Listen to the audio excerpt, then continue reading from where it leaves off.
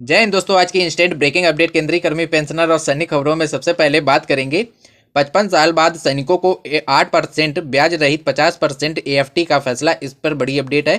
पूर्व सैनिकों को पीसीडीए, एजीआई, ईएसएचएस ने जारी किए कॉन्टैक्ट। इस पर बड़ी अपडेट है। और 8 सीपीसी सरकार ने क्लियर कर दिया है। डीए 50% मर्ज 18 महीने का इंतजार करना पड़ेगा। प्री 2016 एक्स ग्रुप में 6200 पर सुप्रीम कोर्ट में फाइनल सुनवाई। इस पर बड़ी अपडेट है। और सीएपीएफ सशस्त्र बल आरटीआई का जवाब, गृह मंत्रालय ने पल्ला झाड़ा। क्लर्क और चपरासी भर्ती, हाईकोर्ट में पूर्व सैनिकों के लिए जबरदस्त मौका। इस पर बड़ी अपडेट है। तो सबसे पहले पहली खबर, 55 साल बाद पूर्व सैनिकों को 8% ब्याज रहित पेंशन मिलेगी, 50% ये फैसला आया है। बावली गांव के पूर्व सैनिक को 55 साल बाद मिलेगी पेंशन। लखनऊ ट्रिब्यूनल ने 8% ब्याज के साथ भुगतान का निर्देश दिया है। बता दें, वर्ष 1973 से पहले के रक्षा कर्मियों के लिए आर्म फोर्सेस ट्रिब्यूनल क्षेत्रीय पीठ लखनऊ ने बावली गांव के रहने वाले पूर्व सैनिक हरपाल सिंह को इनवैलिड पेंशन आयोग चिकित्सा के आधार पर देने का आदेश जारी किया है। ट्रिब्यूनल ने स्पष्ट किया है कि आदेश के अनुपालन में देरी होने की बजाय 8% वार्षिक ब्याज का भुगतान करना होगा। यह निर्देश दिया गया है पूर्व सैनिक हरपाल सिंह। अधिवक्ता सेवानिवृत्त विंग कमांडर पुष्पेंद्र कुमार ढाका ने कहा है कि हरपाल सिंह 1960 में सेना में भर्ती हुए थे। 1970 में मेडिकल के आधार पर उन्हें सेवा से हटा दिया गया था।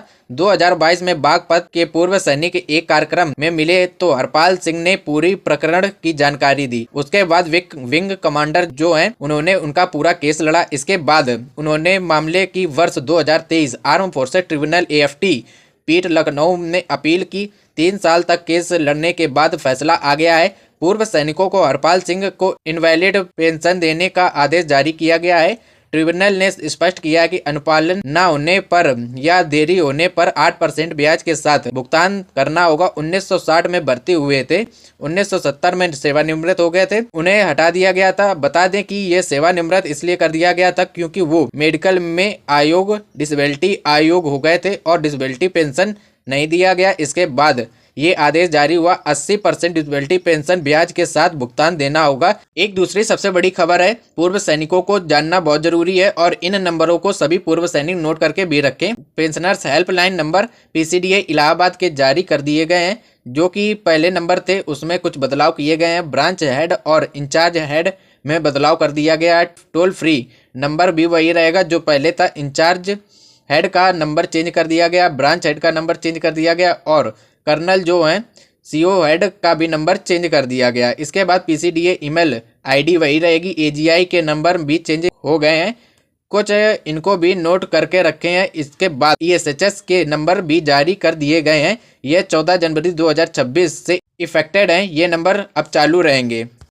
आज की तीसरी सबसे बड़ी खबर, पूर्व सैनिकों के लिए एक बड़ी अपडेट आई है। बता दें, 8वें वेतन आयोग को लेकर केंद्रीय सरकार कर्मचारियों के लिए महंगाई भत्ता डीए मर्ज करेगी या नहीं करेगी। केंद्र सरकार ने स्पष्ट किया है। बता दें कि केंद्र सरकार के कर्मचारी पेंशन भोगियों के बीच एक सवाल बना हुआ चर्चा का विषय है। 8वां वेतन आयोग में महंगाई भत्ता मूल वेतन में मर्ज होगा या नहीं। इस प्रश्न का कारण स्पष्ट है कि 7वें वेतन आयोग जो है 31 दिसंबर 2025 से समाप्त हो जाता है। जनवरी और जून 2026 के लिए महंगाई भत्ते जो वृद्धि होगी वो 7वें वेतन आयोग के दायरे के बाहर होने वाला है। पहला संशोधन होगा। बता दें, 8वें वेतन आयोग का संशोधन माना जाएगा। जो जनवरी और जून के महंगाई भत्ते बढ़ेंगे उसमें जो बदलाव होगा वो 7वें वेतन आयोग के ना होकर 8वां वेतन आयोग में होगा।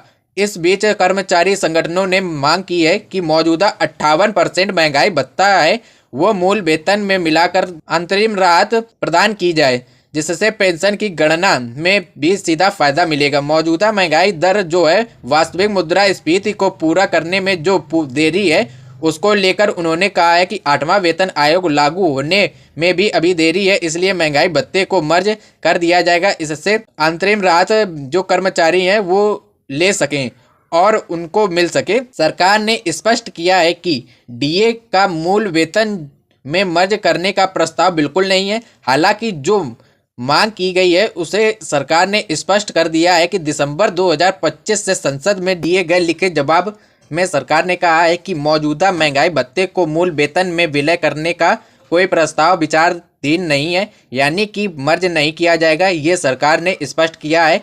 8वें वेतन आयोग के साथ ही मर्ज किया जाएगा। सुप्रीम कोर्ट ने एक बड़ी खबर है, बता दें प्री 2016 एक्स रूप वेटरन्स हैं जो उन्हें एक्स रूप का 6200 का बेनिफिट नहीं मिल रहा है। उनका केस 19/1/2026 को सुप्रीम कोर्ट में यानी कि कल सुनवाई होनी है और यह इस पर सुनवाई का फाइनल फैसला आ सकता है। बता दें ये केस जो है काफ़ी दिनों से सुप्रीम कोर्ट में चल रहा था। इससे पहले दिल्ली हाई कोर्ट में केस था। दिल्ली हाई कोर्ट से अब ये केस सुप्रीम कोर्ट में गया और सुप्रीम कोर्ट में भी सभी की निगाहें हैं कि समान पेंशन मिलनी चाहिए। अब एक्स ग्रुप वेटरन्स हैं जो तो उन्हें समान फ़ायदा मिलना चाहिए। तो इनकी सुनवाई जो है कल होगी। उसका जो अपडेट आएगा वो आपको अगली जानकारी में दे देंगे। एक दूसरी सबसे बड़ी खबर है, सीएपीएफ सैनिक सशस्त्र बल हैं या नहीं है। इस पर आरटीआई मांगी गई थी और गृह मंत्रालय ने इस आरटीआई पर गोलमोल जवाब देते हुए पल्ला झाड़ लिया है। बता दें जो सशस्त्र बल की श्रेणी में जो सीएपीएफ आते हैं या नहीं आते हैं, इसको लेकर आरटीआई जब पूछी गई तो गृह मंत्रालय ने आरटीआई के जवाब में पल्ला झाड़ा। बीएसएफ द्वारा दी गई जानकारी यानी कि जो गृह मंत्रालय ने उन्हें लेटर जो आरटीआई थी उसमें लेटर उनको भेज दिया है। बीएसएफ खुद बताएगा कि अब बीएसएफ सशस्त्र बल है या नहीं। इसको लेकर गृह मंत्रालय जवाब मांगा गया है, लेकिन गृह मंत्रालय ने पल्ला झाड़ते हुए बीएसएफ को लेटर फॉरवर्ड कर दिया है। खुद बीएसएफ बताएगी कि सशस्त्र बल है या नहीं है। अब बड़ी अपडेट आई है जो कि पहले खुद गृह मंत्रालय ने यह जानकारी दी थी कि जो सीएपीएफ पर्सन है वो सशस्त्र बल है। यह कहने के बाद अब दूसरी जो आरटीआई का जवाब आया है उसमें कहा गया है कि बीएसएफ खुद बताएगा कि वो सशस्त्र बल है या नहीं है। जॉब से लेटेस्ट अपडेट है, बता दें उच्च न्यायालय में पूर्व सैनिकों के लिए भर्ती निकली हुई है जिसमें क्लर्क, प्यून और फराज की वैकेंसी निकली हुई है। जो भी पूर्व सैनिक अप्लाई करना चाहे अप्लाई कर ले। जो कि वैकेंसी है मुंबई मुख्य न्यायालय जो है उच्च न्यायालय में वैकेंसी निकाली गई है, जिसमें जो टोटल पोस्ट है वो 586 पोस्ट है जो सिपाही उच्च न्यायालय मुंबई में, और इसके बाद नागपुर में 110 पोस्ट हैं और औरंगाबाद खंडपीठ में 194 पोस्ट हैं। जो भी पूर्व सैनिक भरना चाहे वो भर सकते हैं। 10% रिजर्वेशन उनके लिए दिया जाएगा। ये थी जानकारी। Thank you everyone.